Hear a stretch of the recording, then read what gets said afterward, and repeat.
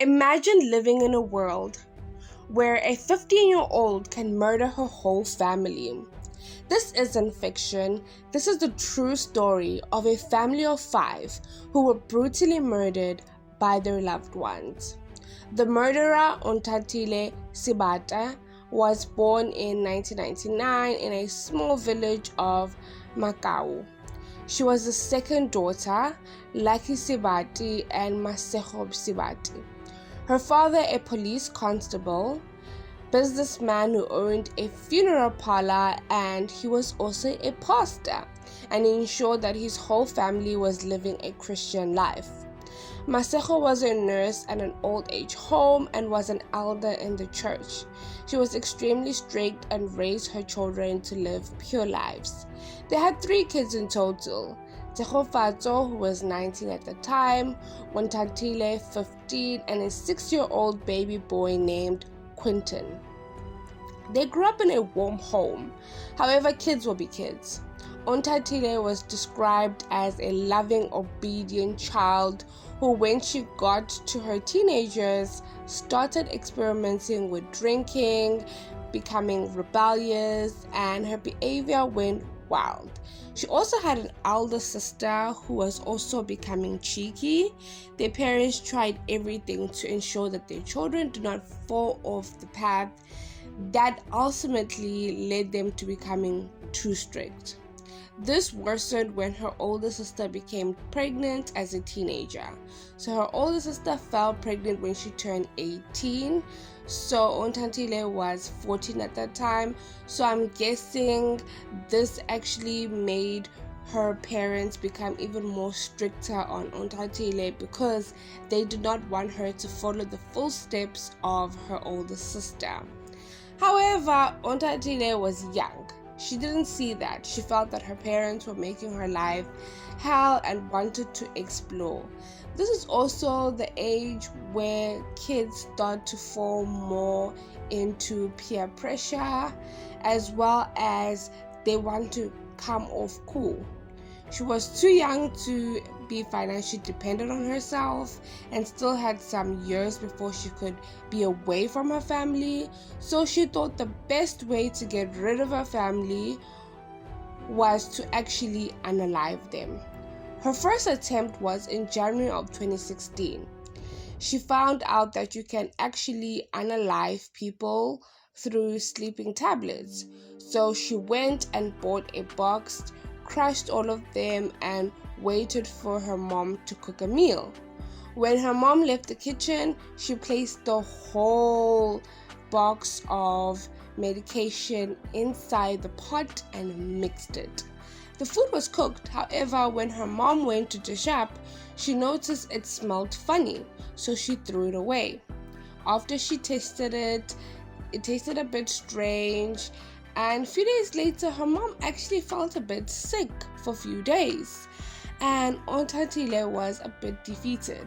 She felt like, number one, it was a waste of money and she could actually be caught through evidence found in the body, as well as this plan does not result in her family actually all passing away, which is something that she did not like.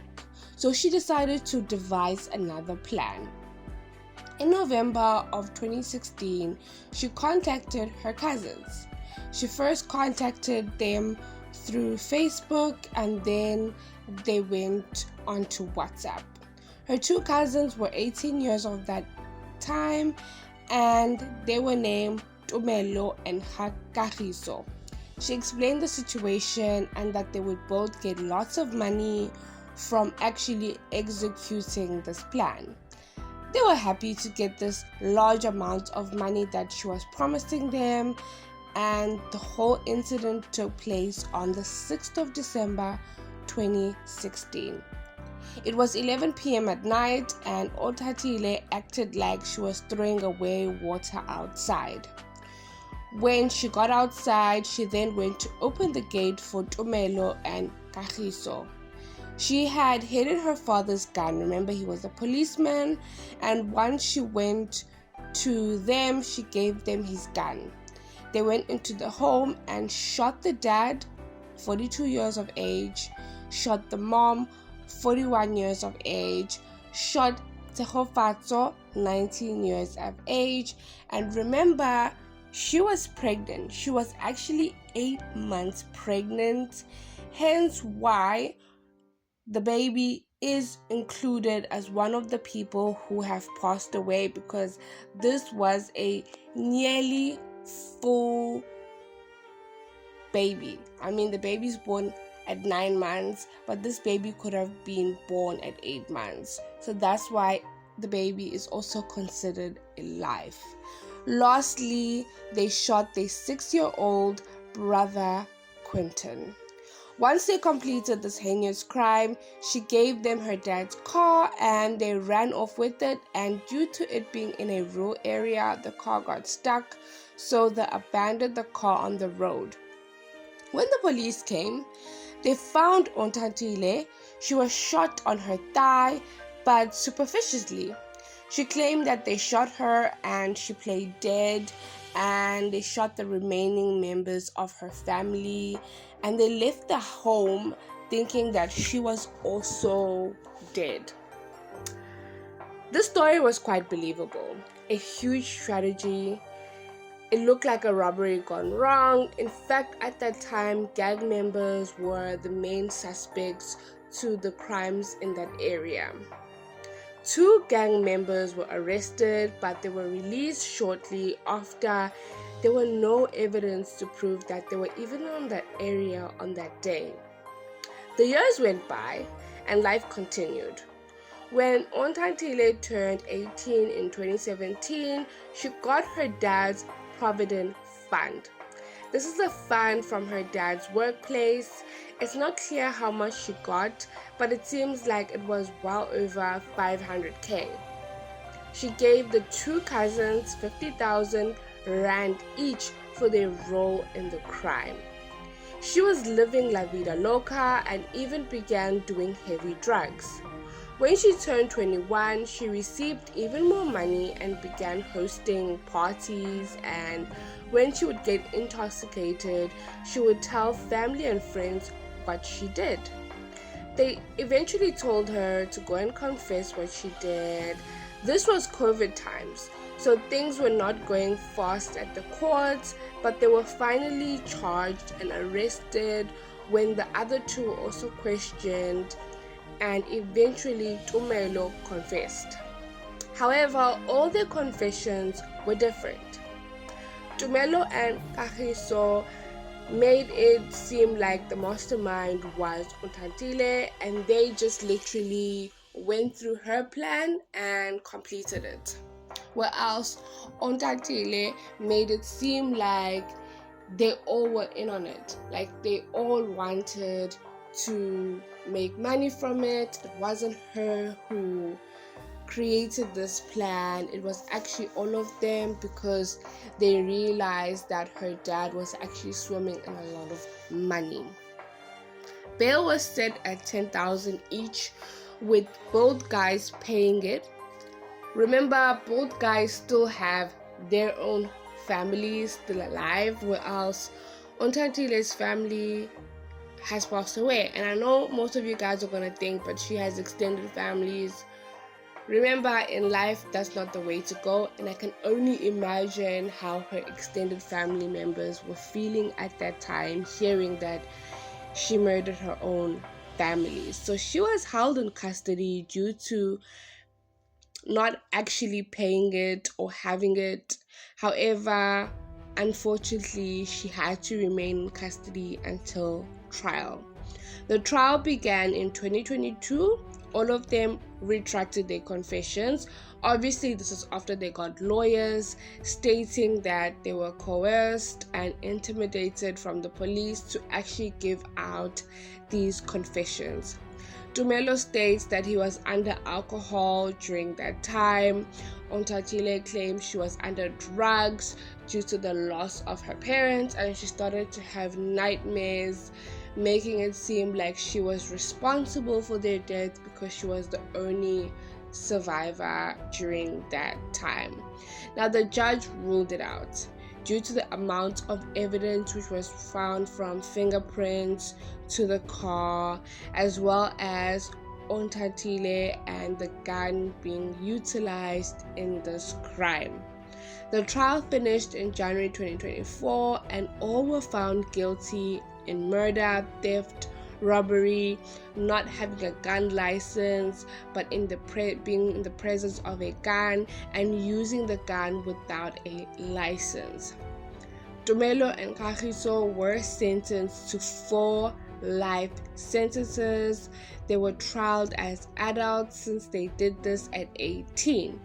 However, Ontatile was charged with 25 years for her part. However, since she was a minor, the court decided that they are actually going to minus 7 years from her charge from the age that she committed it, due to the fact that she was a minor. So now she was only serving 17 years with the possibility of parole after serving half of her sentence. Now, the sad reality of all of this is none of those family members needed to pass away, especially with the reason that they did this crime for. As well as I can only imagine the loss and impact all these family members had on the extended family. Remember, besides the fact that these daughters were actually the family members of Ontatile, but her parents were siblings, her parents were cousins, her parents had their own parents, as well as these nieces and nephews were also loved in the family. So family had actually described them as evil human beings who only thought of themselves. And when I also think of the situation, I think about how Ontatile did this due to peer pressure. And when she did this, she actually wasn't matured enough to think about the impact of her committing this crime. And I can only imagine now that she's in her mid-20s, how she actually views this whole situation. That the unfortunate reality is, once she does end up leaving prison, she's going to come back alone. She's not going to have a family who's going to welcome her. She's not going to have the support of her parents. I'm sure she has grown, she has matured, and now she sees how what her parents were doing was just for the best for her, because what she wanted, or the life she wanted to live, was going to do absolutely nothing for her. In the end, kids, remember that trying to be wild and cool is only going to do 2 things for you. It's either going to make you pregnant and leave you as a single parent suffering, or it's going to take you to jail. So be very, very careful of the things that you want. Don't act angry. Live in the moment, and remember that family is all that you have. We have come to the end of today's video. This is a very sad story. We would like to say a little bit of grace to the family who has passed away. We truly hope that they are healing in heaven, that they are all together. We have come to the end of today's video. Don't forget to like, subscribe, and hit that post notification bell down below. Till next time, love and light. Mwah. Bye.